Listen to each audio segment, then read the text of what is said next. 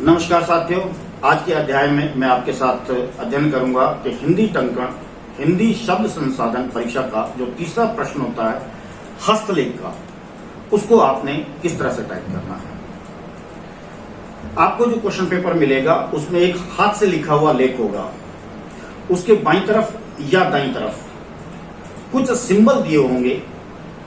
उन सिंबलों को आपने ठीक ढंग से समझकर उसी के अनुसार टाइप करना। यानी जो आपके पास लेख होगा उस लेख में कहीं सर्किल लगा होगा, कहीं अंडरलाइन होगा, कहीं कुछ काट रखा होगा, उसको ठीक करने के लिए लेफ्ट में या राइट साइड में कुछ सिंबल्स होंगे। उन सिंबलों के आधार पर आपने उसको ठीक करना है। हस्तलेख का दूसरा उपयोग आप अपने ऑफिस के अंदर अपने अधिकारी के सामने यदि कोई ड्राफ्ट लेके जाते हैं या कोई प्रारूप लेके जाते हैं या किसी तरह का कोई लेटर लेके जाता है, वो अधिकारी उसको चेक करके यदि आप उसमें कुछ सुधार करने के लिए कहता है तो आप इन सिंबल्स का प्रयोग करके भी उस ड्राफ्ट के अंदर सुधार कर सकते हैं। तो मैं आपको हिंदी टंकण हिंदी शब्द संसाधन की जो परीक्षा है उसका जो प्रथम प्रश्न है उसका तीसरा जो प्रश्न है हस्तलेख का, उसके बारे में बताना चाहता हूं। तो इसमें जो हस्तलेख होगा, आपने उस हस्तलेख को सबसे पहला जो काम है, आपने हस्तलेख को कई बार पढ़ना है, क्योंकि इसमें जो सबसे मुश्किल काम होगा वो होगा दूसरे की हैंडराइटिंग को पढ़ना। अगर आप उनकी दूसरे की हैंडराइटिंग को अगर सही से पढ़ पाते हैं तो पहला काम आपका ये सरल हो जाता है कि आप उसको आसानी से टाइप कर सकते हैं और बहुत सी जो सुधार है वो आप पढ़ने के बाद ही अपने आप भी ठीक कर सकते हैं। तो वहां सबसे पहले मैं बताता हूं, जैसे ही ये शीर्षक आ गया, आपके पास शीर्षक लिखा होगा या कुछ लिखा हो या ना हो। शीर्षक को सुधार करने के लिए यदि कुछ नहीं लिखा है तो आपने शीर्षक को लाइन के बीचों बीच लिख देना है। यदि शीर्षक अंडरलाइन है तो करना है, नहीं तो आपको नहीं गिनना। इसके अलावा यदि शीर्षक सर्किल के अंदर है, सर्किल बना रखा है शीर्षक के ऊपर, तो आप देखना उसके ऊपर दो तरह के सिंबल लिखे होंगे, एक सेंटर यानी दूसरा होगा सेंटर स्पेस डैडिंग। सेंटर का मतलब होगा, जैसे मान लिया आपके पास शीर्षक लिखा हुआ है भारत, वो शीर्षक सेंटर में इस तरह से लिखा हुआ है और बाहर इस तरह से एरो मार्क है और लिखा हुआ है CTR। इसका मतलब होगा कि शीर्षक को आपने लाइन के बीचों बीच लिखना है। तब क्या करना है, लाइन के बीचों बीच आपने ये भारत लिख देना है। ठीक है, शीर्षक अंडरलाइन है तो करना है, नहीं तो नहीं करना। दूसरा आता है सेंटर स्पेस हेडिंग। इसका मतलब होगा कि आपने शीर्षक को लाइन के बीचों बीच लिखना है लेकिन स्पेस देना है। स्पेस किस तरह से देंगे, जैसे आप है भारत भय भा एक स्पेस रै एक स्पेस और ये तय।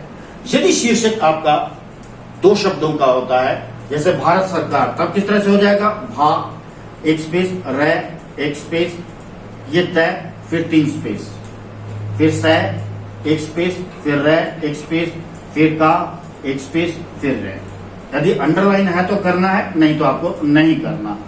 अब इसका है, अगर आपके शीर्षक के साथ लिखा हो सेंटर स्पेस हेडिंग, तो इसका मतलब है कि आपने अक्षरों के साथ एक स्पेस और शब्दों के साथ तीन स्पेस, आधे अक्षर और मात्राएं के बीच में कोई स्पेस नहीं आएगा। वो जिस व्यंजन के साथ हैं उसी के साथ ही टाइप किए जाएंगे। जैसे भारत के साथ स्वर आ गया आ का, ये भय के साथ लिखा गया, का के साथ स्वर आ गया, क्या के साथ लिखा गया। यदि सम्मान आ जाता है तब सह एक स्पेस, आधा में, पूरा में, आ ये स्पेस और ये में। ठीक है, यदि सेंटर लिखा होता है तो शीर्षक को आपने लाइन के बीचों बीच लिखना है। यदि सेंटर स्पेस हेडिंग लिखा होता है तब आपने अक्षरों के बीच में एक स्पेस, शब्दों के बीच में तीन स्पेस, आधे अक्षर और मात्राओं के बीच में कोई स्पेस नहीं देना है। अब आपने चाहे आपके क्वेश्चन पेपर में न्यू पैराग्राफ के लिए कुछ लिखा हो या ना लिखा हो, आपने यहां से पैराग्राफ बनाना है। यदि लिखा होता है तो भी बनाना है, नहीं लिखा तो भी बनाना है। ठीक है, अब आपने टेक्स्ट को पढ़ना है और जहां भी आपको लगे कहीं सर्किल लगा हुआ है, कहीं शब्द काट रखा है, तो आपने रुक जाना है। ठीक है, अब इसके बाद उस पहले जैसे NP, कहीं भी आपके उसके पैराग्राफ में NP लिखा हो या दो इस तरह से क्रॉस लाइन हो, इसका मतलब होगा दो क्रॉस लाइन हो इस तरह से, इसका मतलब होगा कि जहां ये सिंबल्स दिए हुए हैं वहां आपने नया पैराग्राफ बनाना है। दूसरी चीज, तीसरा जैसा लिखा गया रन ऑन, पैराग्राफ खत्म करना है। जहां आपके टेक्स्ट के अंदर दो पैराग्राफ होंगे, मान लिया ये एक पैराग्राफ ये खत्म होता है, दूसरा यहां हो जाता है, यहां से शुरू होता है और इसके बीच में इस तरह का सिंबल होगा और बाहर लिखा होगा रन ऑन। इसका मतलब होगा कि ये जो आपने पैराग्राफ आपके जो टेक्स्ट में दिया हुआ है, इस पैराग्राफ को खत्म कर देना है और जहां से ये खत्म होता है वहीं से आपने लगातार टाइप करना है। यानी एनपी और इस क्रॉस लाइन का मतलब है कि आपने वहां पर न्यू पैराग्राफ बनाना है और जहां रन ऑन लिखना हो वहां पैराग्राफ आपने खत्म करना है। इसके बाद चौथा और पांचवा आ जाता है हाइफन और डैश का। हाइफन और डैश के बारे में मैं अपना टाइपिंग का जो मेरा छठा लेसन था व्याकरण चिन्ह, उसमें पूरी डिटेल के मैं इसके बारे में बता चुका हूं, लेकिन आज एक बार फिर मैं बता देता हूं। हाइफन दो शब्दों के बीच में आता है और डैश दो वाक्यों के बीच में आता है। हाइफन जहां आप प्रयोग करता है तो हाइफन के ना तो पहले स्पेस आता है ना हाइफन बाद में स्पेस आता है, लेकिन जहां आप डैश प्रयोग करते हैं दो वाक्यों के बीच में, वहां पहले भी स्पेस आता है और बाद में प्रयोग होता है। उदाहरण के लिए जैसे मान लिया आप लिखते हैं माता पिता, या माता पिता, दोनों तरफ स्पेस नहीं आएगा, माता पिता, या हाइफन आ गया, अलग अलग।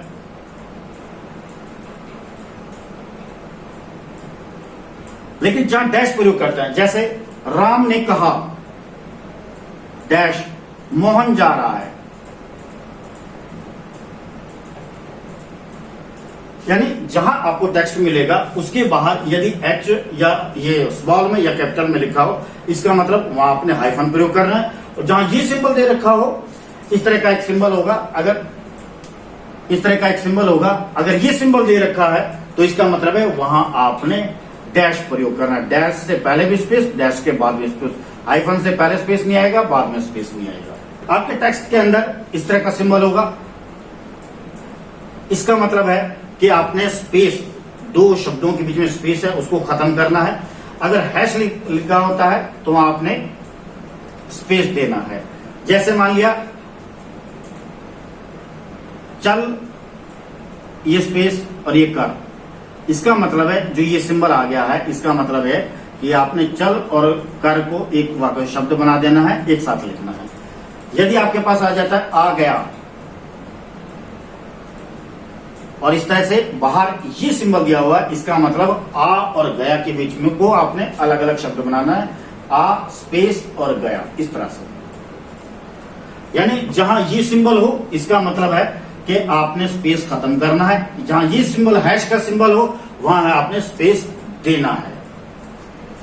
इसके अलावा यदि टेक्स्ट में कहीं स्टट लिखा हुआ है, स्टट का मतलब है कि टेक्स्ट के अंदर यदि कोई शब्द काट रखा है और उसके बाद स्टट लिखा हुआ है, इसका मतलब है कि अंदर जो शब्द कटा हुआ है वो ठीक है, आपको टाइप करना है। जैसे मान लिया आपके टेक्स्ट के अंदर लिखा हुआ है चल कर आ रहा है, आ रहा है, उसमें ये काट रखा है और नीचे दो टिक टिक भी प्रयोग कर रखे होंगे और साथ में स्टट लगा हो। इसका मतलब है, स्टट का मतलब है कि ये जो शब्द काट रखा है आपका, ये ठीक है, आपको टाइप करना है। और इसके बाद अगला है डी, कैपिटल में, स्मॉल में, डेल है, डिलीट है। जैसे मान लिया यह है चल कर आ रहा है, यानी आ को काट रखा है और बाहर लिखा हुआ है डी, स्मॉल में, कैपिटल में भी हो सकता है, डेल हो सकता है, डिलीट हो सकता है। इसका मतलब है कि अंदर जो कटा हुआ शब्द है यदि ये लिखे होते हैं तो इसका मतलब वो अशुद्ध है, आपको टाइप नहीं करना।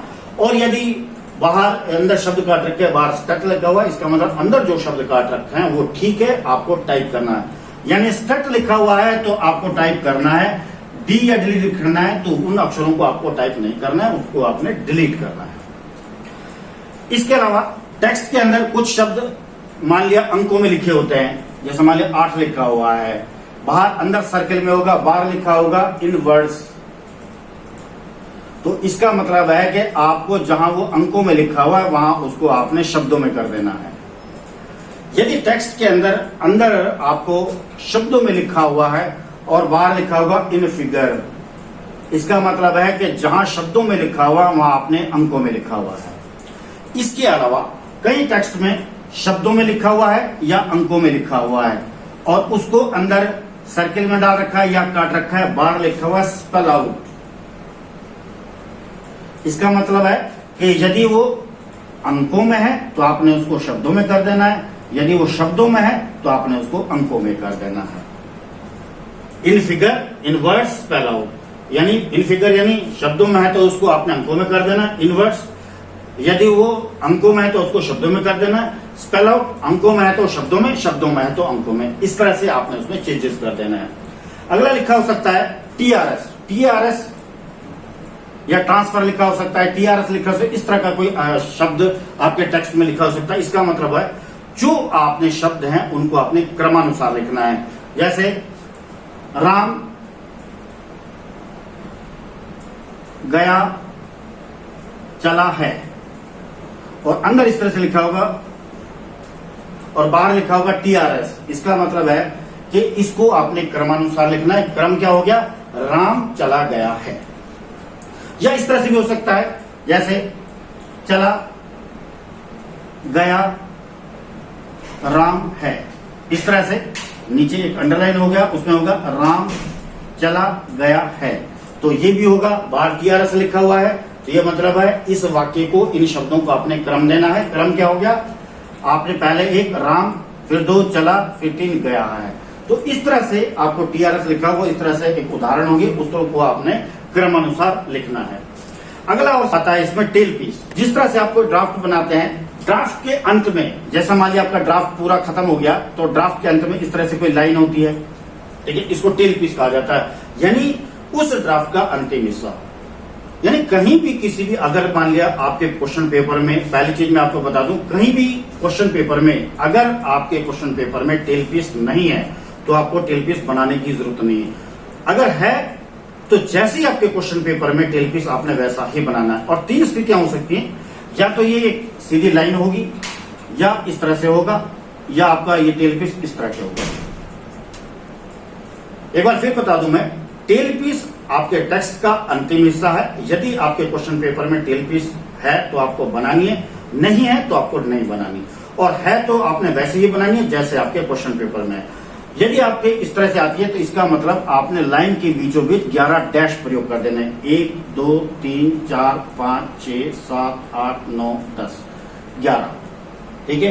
यदि इस तरह से आती है तो 1 2 3 4 5 स्पेस 0 स्पेस 1 2 3 4 5। यदि इस तरह से आती है तो 1 2 3 4 5 स्पेस अंग्रेजी मोड से एक्स लेंगे, फिर 1 2 3 4 5, इस तरह से, ठीक है। यानी जहां आपके टेक्स्ट में टेल पीस होता है, अगर है तो आपको बनाना है, नहीं तो आपको नहीं बनाना है। तो जिस तरह से आपके क्वेश्चन पेपर में वैसा ही बनाना है। इन तीन स्थितियों में हो सकता है, और तीन स्थितियों के अंदर सबसे ऊपर 11 डैश लगाना है, दूसरी के अंदर 5 डैश, फिर स्पेस, फिर 0, फिर स्पेस, फिर 5 डैश। यदि इस तरह से आता है 5 डैश, फिर स्पेस, फिर ये अंग्रेजी मोड से एक्स, फिर स्पेस, फिर ये 5 डैश, तो आपने जैसा आपके क्वेश्चन पेपर में वैसा ही टेल पीस बनाना है। अब इसके अलावा आपके क्वेश्चन पेपर में मान लिया कोई अंदर शब्द काट रखा है और उसके लिए बाहर कुछ लिखा हुआ है, तो आपने उस शब्द का परिवर्तन करना है। मान लिया ब्रैकेट इस तरह से हो सकता है, बाहर ये ब्रैकेट लिखी हुई है, ठीक है।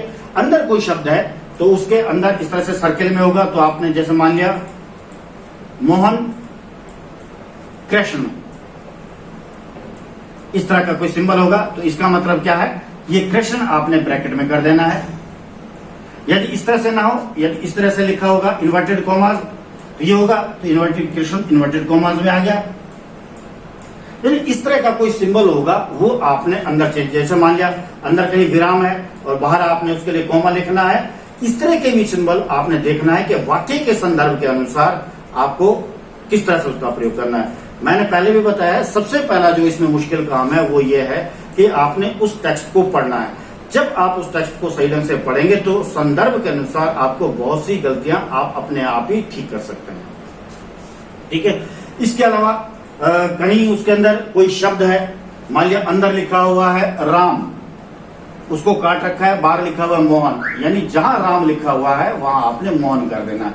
इस तरह के संशोधन, यानी कहीं भी जो आपका हस्तलेख है वो हस्तलेख के अंदर आपने उस टेक्स्ट को पढ़ना है, और जहां कहीं सर्किल लगा हो, कहीं काट रखा हो या कुछ लिखा हुआ, आपने देखना है कि उसके लेफ्ट में या राइट में क्या लिखा हुआ है, उसके अनुसार उसमें आपने ठीक करते हुए लिखना है। ये कुछ सिंबल्स हैं, इनका आपने ध्यानपूर्वक अध्ययन करना है। अगर आप इनका ध्यानपूर्वक अध्ययन करेंगे तो इसके अनुसार अपने टेक्स्ट में संशोधन करते हुए आप टाइप करेंगे। धन्यवाद मित्रों।